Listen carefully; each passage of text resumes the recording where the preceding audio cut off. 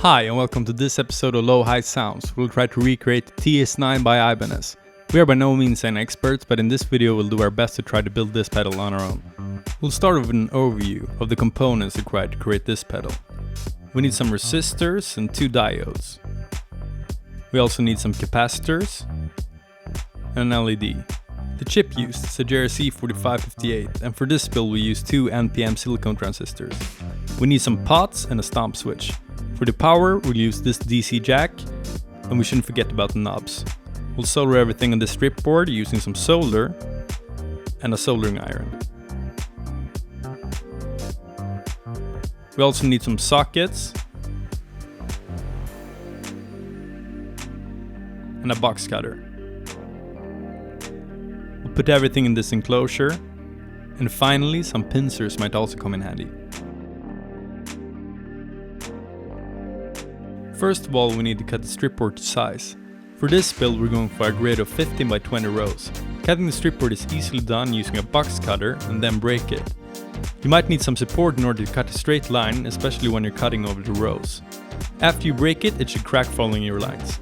Now it's time to cut the traces, which will break the connection between rows. After we've marked out where to cut the traces, we're gonna cut them out by hand using a drill bit. And you don't want to use a drill here because you'll probably just break the strip board and we'll have to start all over. Also make sure that the traces are properly cut all the way to the edges of the row. And now it's time to mount the leads. So you generally want to start with the lowest components, moving your way upwards through the layers. There we go. And finally we'll solder the leads together. Moving on to resistors and diodes. And here you generally want to do the same thing, just put them in there, solder them together, and then chop off the resistor legs using the pincers.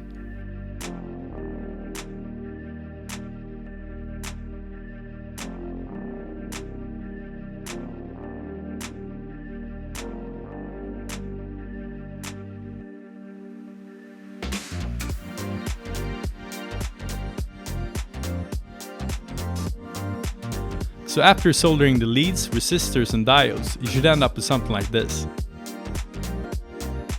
We're moving up in the layers, and now it's time for the capacitors. One important thing to keep in mind with the capacitors is that some of them are polarized, and if you don't put them in the right orientation, the circuit won't work. Another advice here is to keep the capacitors and transistors a bit elevated, enabling you to bend them in order to make them fit more easily in the enclosure.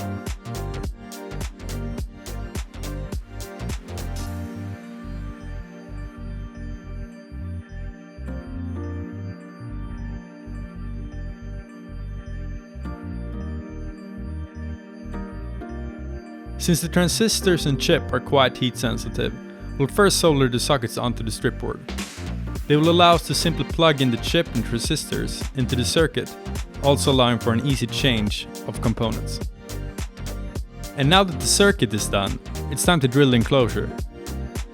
There's a ton of pre-drilled enclosures available to buy, but we think it's more fun to drill your own, especially if you got access to a clamp and a good drill. We have as thoroughly as we can measured and marked where to drill the different holes, and we're starting off by drilling some small pilot holes to make a better accuracy for when we bring out the big guns. The holes we want to drill are quite wide, which is why we highly recommend to buy a step drill. It just makes everything so much easier.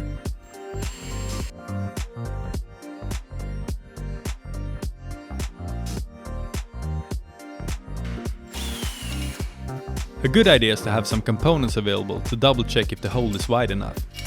Once we drill the holes for the LED, pots, stomp switch, the jacks and DC, it should look something like this.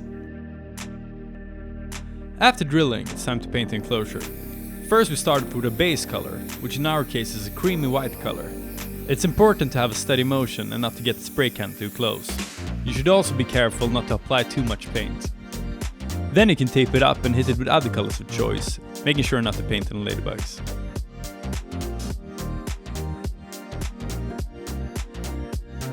For this pedal, we're going for a dark green, yellow and red color, as well as a light blue that we forgot to shoot. Now we just have to clear coat it, and then the painting of the pedal is done. Before putting everything in the box, it's always a good idea to test the circuit. It's quite a mess, but it makes troubleshooting way easier. And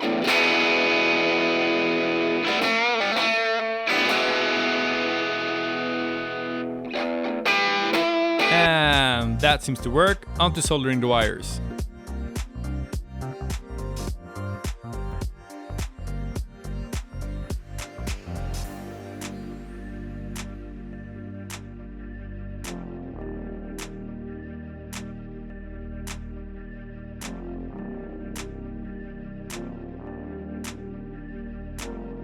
We're starting the offboard wiring by mounting all the components. Here we get a bit ahead of ourselves, as we realized that it's actually easier to wire part of the stomp switch before mounting it in enclosure.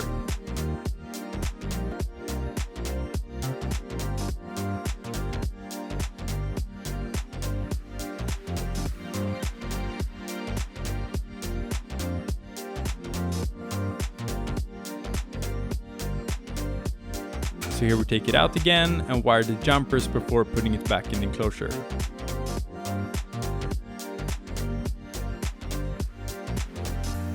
A quick side note is that the orange wire is wired the wrong way. Obviously it pays to be thorough. Things are now getting quite tight, and it will help you a lot if you try to plan the offboard wiring somewhat before soldering everything in place.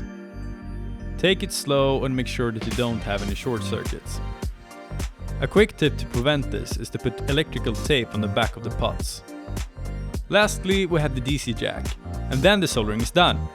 The only thing left is to add the knobs, and hopefully we have a working pedal.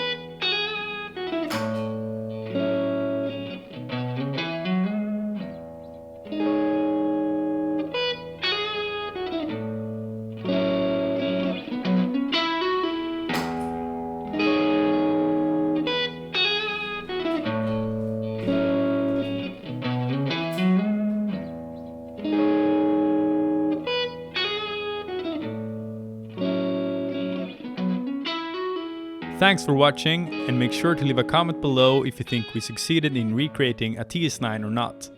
If you liked what you saw, you can help us creating more and better material through our Patreon, which is a link below.